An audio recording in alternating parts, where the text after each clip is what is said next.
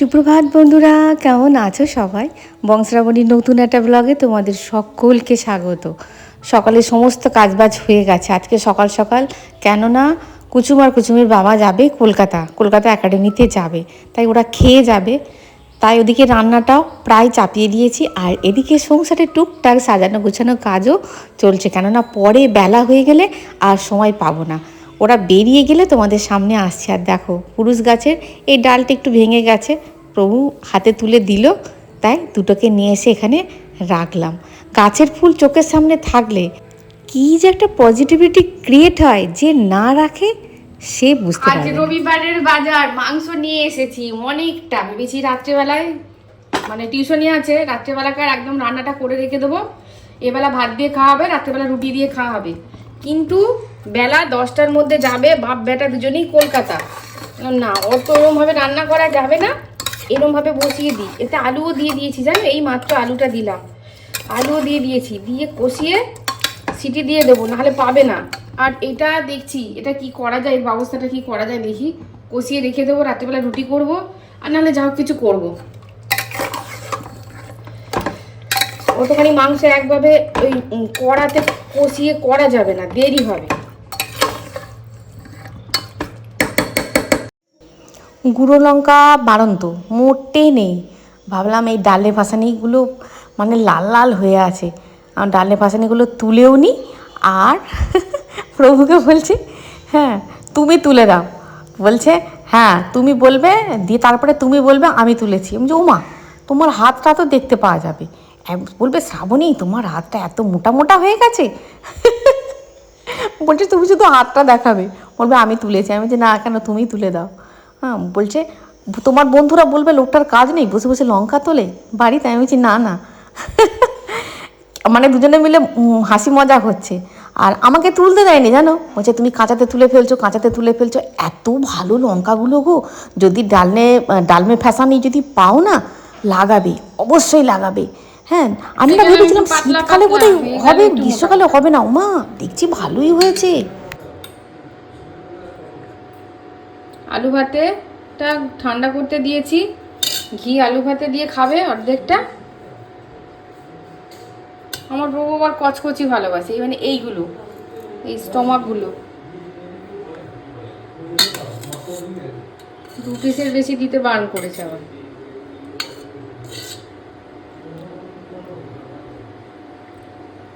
একটু ঘি বার করি, ঘি দিই।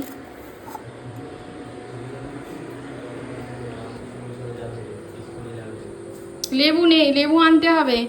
লেবু নিয়ে আসবে, কলকাতা যাবে, লেবু নিয়ে আসবে। ঘি, হ্যাঁ ঘি নিয়ে আসবো।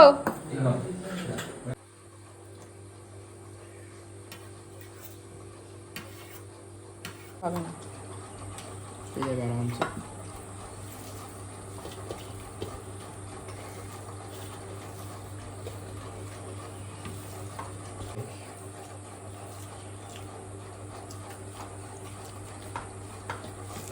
নুন হয়নি, নুন হয়নি, নুন দেবো? ঠিক আছে, আবার কি নুন লাগবে?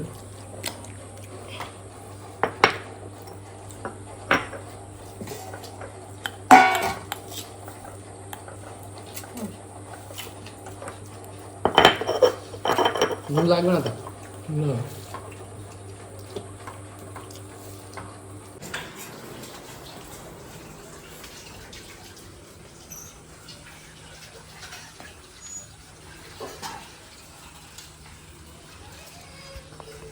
খুলে দে গেটটা, এটা খোল।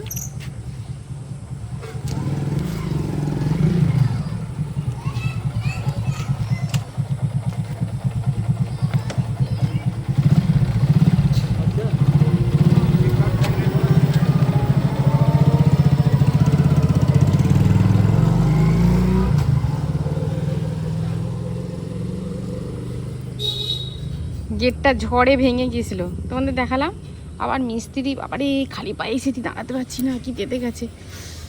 কোথায় গেছলি? গেছিলাম তো অসুবিধা। কোথায় গেল? কলকাতা গেল? হ্যাঁ কলকাতা গেল, বলছিল কাল কলকাতা। হ্যাঁ বাবাও গেল নাকি? হ্যাঁ বাবাও গেল, কলকাতা ক্লাবে গেল না? হ্যাঁ। ঠিক আছে, যা গরম দিচ্ছে। মানে দাঁড়াতে পারছি না। আর দেখো মিস্ত্রি এসে আবার ঠিক করে দিয়ে গেছে, আবার ওই কিন্তু এটাকে রং করতে হবে। খালি পায়ে এসেছি, কি গরম, কি গরম বাবা রে। এদিকে দেখো ইয়ে শিখেছে আমসত্ব, কি গরম গো, কি গরম গো। তাড়াতাড়ি করে এসেছি খালি পায়ে, ওরে বাবা রে।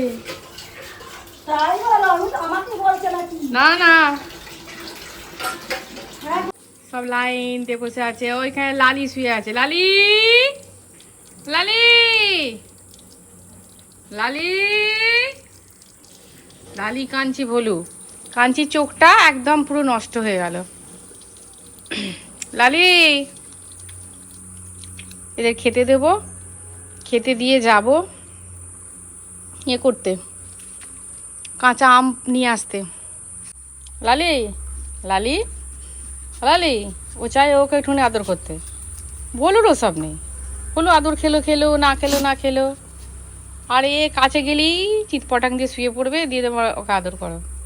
দেবো দেবো দেবো, বুঝেছো কতজন সদস্য। এটা হচ্ছে কিন্তু মানে লালির ছেলে, এরা দুজন, চুল্লু আর মুল্লু। আজকে সব চপিং বোর্ডে কেটেছি। ওরা বেরিয়ে গেল, আমি বললাম প্রভু যদি চপিং বোর্ড পাও তাহলে নেবে তো। বলছে একটা তো আছে, আবার কিসের দরকার, অতগুলো কিসের দরকার। আমি যে নেবে না, এটা বড্ড বড়। আর এখানটা বলেছিলাম এই যে ওই যে কাঠমিস্ত্রি কালকে লাগলো গো, আমরা ছিলাম না। তাহলে এইখানটা একটুখানি ওই ওই যে রেঁদা আছে না, রেঁদা দিয়ে একটু ঘষে দিলে এখানটা স্কচব্রাইট দিয়েও যাচ্ছে না। ওরা চলে গেল, আর আমি এই যে পাকা করলা ভাজা, পাকা করলা ভাজা করবো, দিয়ে ভাত খাবো। এটা দিয়ে আমার অর্ধেক ভাত খাওয়া হয়ে যাবে। তোমরা বলে এই করলা আর কেউ খায়? ওই দানা সব ফেলে দিয়েছি। বলেছি এটা চপিং বোর্ড পেলে নিয়ে আসবে। চলো, খেতে দিয়ে দেওয়া হয়ে গেছে। এবার দুটো কাঁচা আম নিয়ে আসে, দেখো এদের দিয়ে সেদিনকে ইয়েগুলো সব বসালাম, গাঁদা গাছগুলো সব ধরে গেছে, বৃষ্টির জল পেয়ে সব ধরে গেছে। এবারে আম এত বাজে আম হয়েছে, আমগুলো ভিতরে ভিতরে নষ্ট, কেমন ধরনের যেন হয়েছে আমগুলো। না, দুটো কাঁচা আম পেড়ে নিয়ে আসি। একটা দোফলা গাছ এখানে আছে, আর বাদ বাকি দোফলা গাছের বাগান অন্য জায়গায়।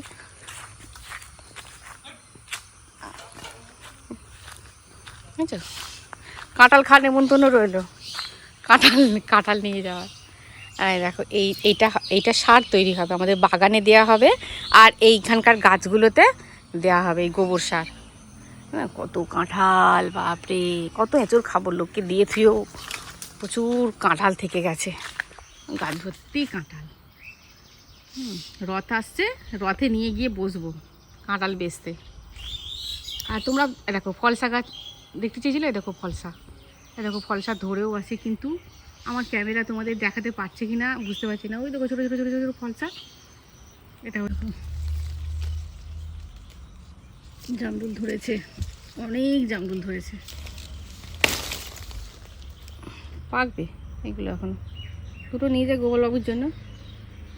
দেখো এই দিকে এসেছি, দেখাতে পাচ্ছি, ওই দেখো ওই তো কালো কালোগুলো, আর এদিকে এগুলো বলে ফলসা, কি ভীষণ সুন্দর খেতে, টক টক মিষ্টি মিষ্টি, কালোগুলো তো পুরো মিষ্টি। এই হচ্ছে ফলসা, প্রচুর ধরেছে। আমি করবো চাটনি, আম পাড়া হয়ে গেছে, দুটো জামরুলও পেরেছি।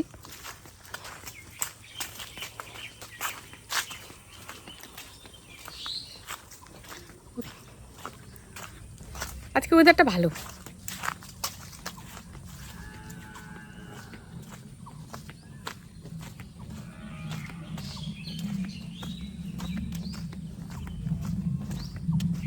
আর কিছু রান্না করব না, ওরা বেরিয়ে গেছে, আবার কি আমার একার জন্য কিছু করব না।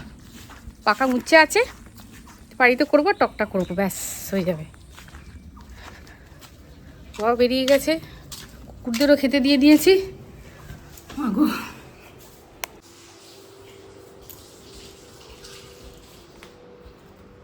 গোপালবাবুর জন্য রাখলাম, পাকবে এখনো কচি, 2 থেকে 3 বার হয়। আজকে ভাত বেড়ে নিয়েছি, ক্যামেরায় অনেকটা লাগছে কিন্তু এতগুলো ভাত নয়। আর এখানে ভেজে নিয়েছি উচ্ছে, কেউ খায় না পাকা উচ্ছে, খাওয়ার দলে লোক আমি।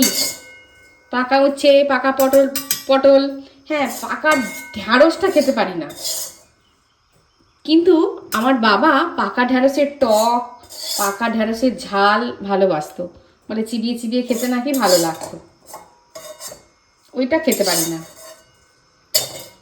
বাহ, খুন্তি করে উঠছেই না। ব্যাস, তো কতখানিটা ভেজে এইটুখানি হয়ে গেল, একদম অল্প তেলে কমিয়ে কমিয়ে দিয়ে ভেজেছি। বৌদিকে বলেছি সকাল সকাল চলে আসবে, দেরি করবে না, কোন মেয়ের কী দরকার সেইখানে গেছে। এই যে 2 পিস মাংস, ব্যাস।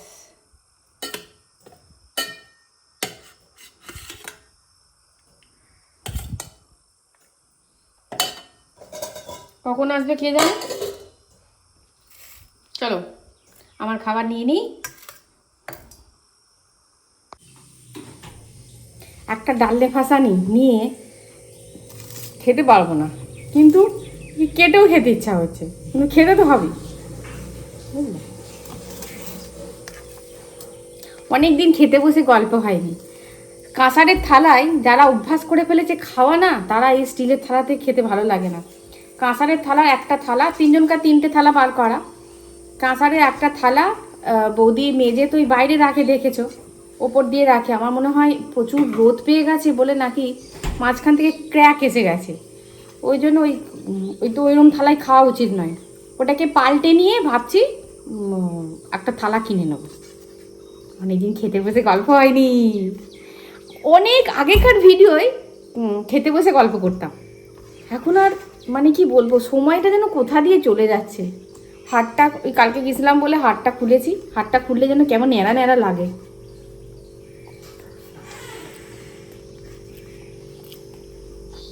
অমৃত, মাংসের থেকেও অমৃত। একটু পেঁয়াজ দিয়ে ভাজলে আরো ভালো হয়, কিন্তু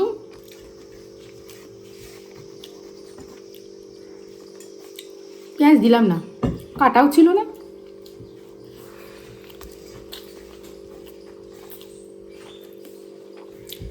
গত পরশু প্রচণ্ড ঝড় হয়েছে, আর আজকে মেঘমেঘ করে আসছে।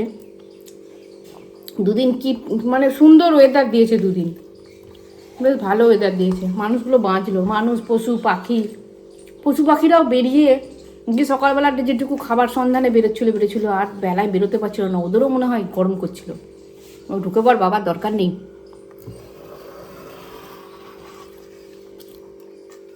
কাঁসারের থালাগুলো আমার মা দিয়েছিল, মানে মা দিয়েছিল মানে আমার বিয়েতে দিয়েছিল, বিয়েতে আমার 2টো সেটই দিয়েছিল, স্টিলেরও দিয়েছিল কাঁসারেরও দিয়েছিল। স্টিলেরগুলো ওখানে আছে, কাঁসারের আমার শাশুড়ি মা বললো কাঁসারে আমাদের কেউ ব্যবহার করে না, তুমি বৌমা নিয়ে চলে যাও।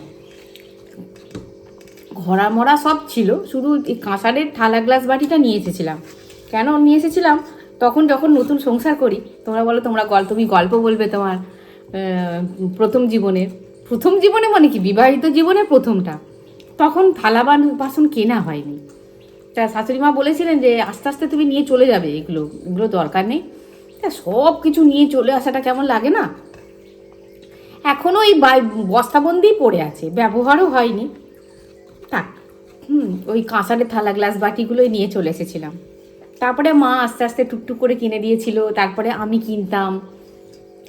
মেলায় গেলেই, যখন নতুন সংসার করি তখন হাতে অত টাকা পয়সা ছিল না, মেলায় গেলে ওই প্লেট, তারপরে কাপ, ডিশ, এইগুলো কেনা নেশা ছিল, মানে সংসার করব, সংসারটাকে কিভাবে কি করব।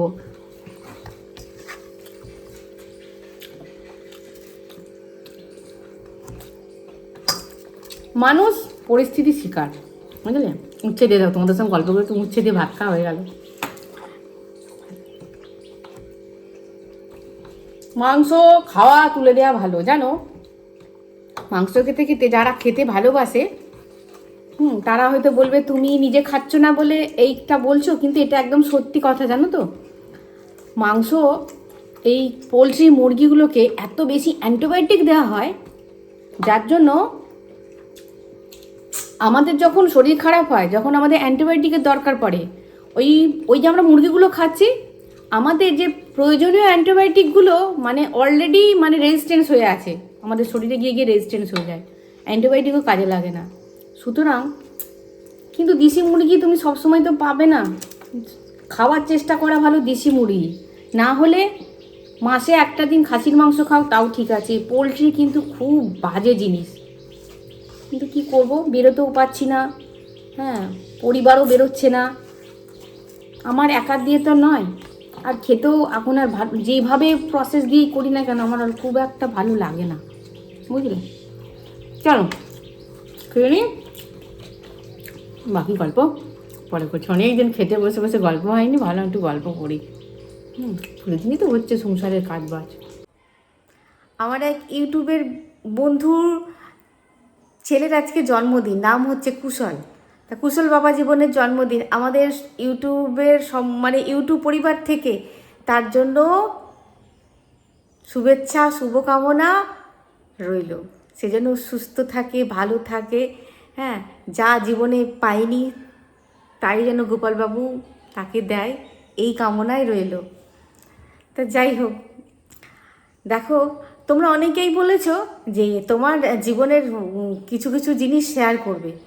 তো দেখো, জীবনের কিছু কিছু জিনিস শেয়ার করে বিয়ের আগে যেগুলো স্মৃতিচারণ খুব হয়েছে, যেগুলো মনে পড়ে মাঝে মাঝে, প্রসঙ্গত যেগুলো মনে পড়ে সেগুলো তোমাদের সঙ্গে শেয়ার করি। আর বিয়ের পরে, হ্যাঁ, অধ্যায় এক এক সময় এক এক রকমভাবে গেছে। তা তোমরা তো সব কিছু শেয়ার করেছি। যখন এই মানুষটার হাত ধরে যখন বিয়ে করলাম, হ্যাঁ, তখন মানে কি বলবো, মানুষটার হাতে কিছু সেরকম ছিলই না, তখন সেরকমভাবে ইনকাম ছিল না। মোটামুটি দুবেলা দুমুঠো খাওয়ার মতন ইনকাম সে করতো, সেই ভরসাটুকু নিয়ে বিয়ে করেছিল। কিন্তু যে চাহিদা, ছোট ছোট যে আমাদের চাহিদা থাকে, নিত্যদিনের যে চাহিদা, সেই পূরণের ক্ষমতা তখন তার সেরকমভাবে ছিল না। আমি বিয়ে সেকেন্ড ইয়ারে বিয়ে হয়, তা বিয়ে থার্ড ইয়ারটা আমি বিয়ের পরে থার্ড ইয়ারটা কমপ্লিট করি। তো যথারীতি বিয়ের পরে, হ্যাঁ, আমার যথারীতি সংসারের কাজবাজ করে আমি পড়তে যেতাম। পড়তে যাব, পকেটে হাত দিয়ে দেখছি, ওমা কী নেবো এখান থেকে, কিছুই তো নেই সেরকম, ছাতা কিছুই নেই। কিন্তু বিয়ের সময় আমি যে টাকা পয়সাগুলো পেয়েছিলাম, বিয়ের সময় ভাবো সেইখান থেকে একটু একটু একটু করে আমি খরচা করেছি। ওকে বলতেই পারতাম না। ও বলছে, তুমি টাকা নিয়েছো, তুমি তো চলে গেলে, তুমি টাকা নিয়েছিলে? আলাম হ্যাঁ নিয়েছি, 10-15 টাকা নিয়েছি। 10-15 টাকা মানে কি, 6 টাকা ভাড়া ছিল, না 6 টাকা নয়, 4 টাকা ভাড়া ছিল যাতায়াত, যাবার সময় 4 টাকা ভাড়া বাসে, আসার সময় 4 টাকা ভাড়া আসে, মানে বাসে। মোট 10 টাকার পকেট থেকে নিয়েছিলাম, আর 2 টাকা এক্সট্রা। ভাবতে পারছো অভাব? আমি দেখেছি তখনও জীবনটা তো কেটে গেছে, সেই অভাব নিয়েই লড়েছি, সেই সময়টাও চলে গেছে। তার পরবর্তী সময়ে অনেক জটিলতা এসেছে, সেগুলোও কেটে গেছে। কিন্তু আমি এই জীবনের এই মুহূর্তে এসে দেখছি যে জটিলতা বলো, চাহিদা বলো, হ্যাঁ, যে চাহিদাগুলো না হলেও আমাদের নয়, হ্যাঁ, যে দরকারগুলো আমাদের, প্রয়োজনগুলো আমাদের না হলেও নয়, সেই প্রয়োজনগুলো, চাহিদাগুলো মেটাতে গিয়ে আমাদের জীবনে জটিলতা এসে যায়। আমি দেখেছি এবং সেই চাহিদা সৃষ্টি করে জটিলতা, এবং সেই জটিলতাই আমাদের মনের, মানে কি বলবো, মনের দুঃখ, মনের কষ্ট, মনের ক্ষোভ, অশান্তির সৃষ্টি করে। আমি দেখেছি এটা আমাদের সবাইকার, আমারও আছে, আমিও তো মানুষ, আমারও আছে। কিন্তু এইখান থেকে যদি আমরা বেরিয়ে পড়তে পারি না, তাহলে আমাদের মুক্তি। কিন্তু এই থেকে বেরোনোতে খুব কষ্ট। আজ এটা চাই তো কাল ওটা চাই, পরশু ওটা চাই, তরশু ওটা চাই, নরশু ওটা চাই, এই করতে করতে মরি। তাহলে একটা গল্প বলি শোনো। একটা রাজা ছিল, হ্যাঁ, রাজাদের তো যা থাকে সব যা থাকে আমরা জানি, তাও রাজা কষ্ট পেত। কিন্তু রাজা যখন ব্যালকনিতে উঠে দাঁড়াতো, তখন দেখতো যে সামনেই, মানে ওর কাছেই একটা, রাজা দেখতে পেতো স্পষ্ট, একটা গরিব ফ্যামিলি। এইটা তেনালি রামনের গল্পতে আছে। এইটা একদম গল্প, তেনালি রামন একজন খুব ভালো লেখক ছিলেন, তো ওই গল্প থেকে আমার জানা। তা দেখতো যে গরিব ফ্যামিলি, হ্যাঁ, কি মজা হাসি করে, মানে বাবা মা তার একটা সন্তান, কি মজা হাসি করে ওরা খায়, রান্না করে উঠানের মধ্যেই রান্না করে, হ্যাঁ, আর ঝুপড়ির মধ্যে একটা ছোট্ট একটা কুঁড়ের মতন ঘর আছে, কি আনন্দ করে ওরা থাকে। যে যার সকাল হলো, যে মুরগি ছাড়লো, হাঁস ছাড়লো, গরু বাছুর ছাড়লো, আনন্দের সঙ্গে খাচ্ছে দাচ্ছে মজা করছে, কি আনন্দ মজা করছে। কিন্তু রাজা বলছে আমার এত বৈভব, তাও আমার মনে এত শান্তি নেই, এত এত কষ্ট কিসের, মনে শান্তি নেই, রাত্রেবেলা ঘুম হয় না, খিদে হয় না, হ্যাঁ আমি রাজা, আমার কিছুই হয় না। তখন একজন বৈদ্যকে ডাকে, তা বৈদ্য সব কিছু দেখে বলছে আপনার और चाहिए का बीमारी आ गया, मुझे और चाहिए का बीमारी आ गया। बोलছে মানে যে आप खुश नहीं है, आप इतने सारे साम्राज्य का अधिकारी हैं तब भी आप खुश नहीं है, हैं क्योंकि आपका जो चाहिए वो मिटाने के लिए आपको हर दिन कोशिश करना पड़ता है। মানে কি আপনার অনেক চাহিদা, আজকে রাজ্য জয় করতে হবে, আমি ভালো হিন্দি বলতে পারলাম না, আজকে রাজ্য জয় করতে হবে, আজকে আমার ঘোড়াশালায় ঘোড়া নেই, ঘোড়া নিয়ে আসতে হবে, হাতি নিয়ে আসতে হবে, যদি আমাকে অন্য রাজ্য থেকে আক্রমণ করে তাহলে আমি কি করব, হ্যাঁ এই সব মানে এত সব সময়, হ্যাঁ আমার আরও চাই, এই और चाहिए का बीमारी लग गया आपको। তা इससे मुक्त होने का एक ही उपाय है। बोलছে कैसा उपाय? बोलছে आपको ये सब चिंता भावना छोड़ना पड़ेगा। बोलছে কি করে ছাড়বো? तখন बोलছে ये जो लाइफस्टाइल है इसको ही चेंज करना पड़ेगा, तब भी देखिए आपका ये जो बीमारी है ना, आपका रात में नींद नहीं आते, आपका भूख नहीं लगते, ये सब मिट जाएगा। তখন বলছে কী করে হবে?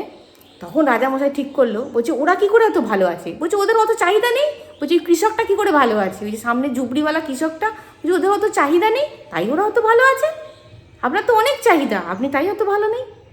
তখন বলছে আপনি একদিন লাইফস্টাইলটা চেঞ্জ করে দেখুন। দিয়ে ওই কৃষককে নিয়ে এলো ওর জীবনে, বলছে তুমি আজ থেকে, তুমি তোমার বউ ছেলে আজ থেকে রাজা হবে, আর আমি তোমার জীবনটা লিড করব। মানে তোমার জীবনটা লিড করব না, সরি, তোমার জীবনটা আমি ওই ঝুপড়িতে আমি থাকবো, তুমি রাজপ্রাসাদে থাকবে। ওরা তো মহা আনন্দে চলে এলো, হ্যাঁ তিনজনে মিলে মহা আনন্দে চলে এলো।